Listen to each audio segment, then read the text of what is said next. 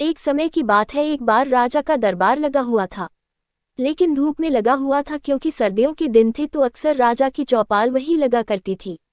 राजा लोगों की अपील सुन रहा था और सब कुछ ठीक ठाक चल रहा था, लेकिन भीड़ में से एक आदमी खड़ा होता है और वह बोलता है कि उसको राजा से मिलना है। उसके पास 2 हीरे हैं, वह उनमें से एक असली है और दूसरा नकली। तो मैं राजा से पूछना चाहता हूँ। अब उसकी इस बात को राजा के पास पहुंचाया गया और राजा ने उनको चौपाल में आने की आज्ञा दे दी। राजा ने उसको अनुमति दी कि बताओ तुम क्या चाहते हो।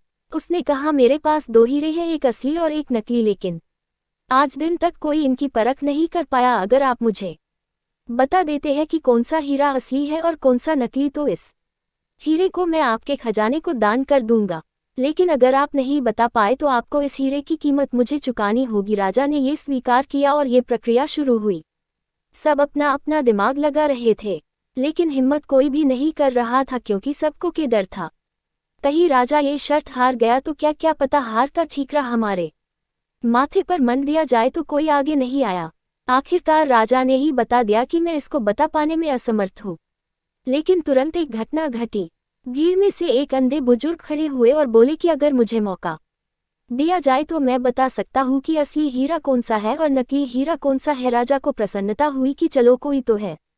अब उन बुजुर्ग ने 1 मिनट में बता दिया कि ये हीरा असली है और ये हीरा नकली है, लेकिन उन्होंने ये बताया कैसे। राजा ने उनको धन्यवाद दिया कि आपने आज राज्य की इज्जत बचा ली हो।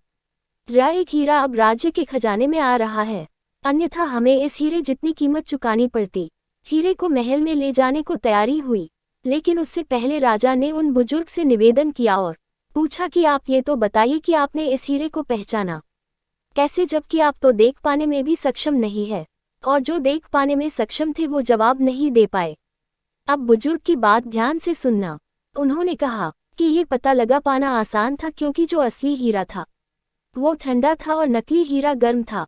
धूप की वजह से जो हीरा गर्म हो गया मतलब वो कांच से बना हुआ था, और जो असली हीरा था वो धूप में भी शांत रहा, यानी ठंडा रहा। यही तो खासियत है हीरे की दोस्तों। हम भी तो कभी कभी इतने गर्म हो जाते हैं कि हमारे रिश्ते खराब हो जाते हैं, लेकिन हमें हीरे जैसा स्वभाव रखना चाहिए।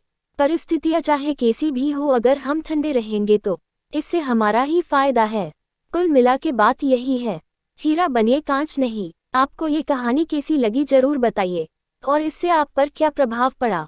ज़्यादा अच्छी लगी हो तो अपने चित परिचितों के साथ शेयर करिए। इस कहानी को पढ़ने के लिए दिल से शुक्रिया।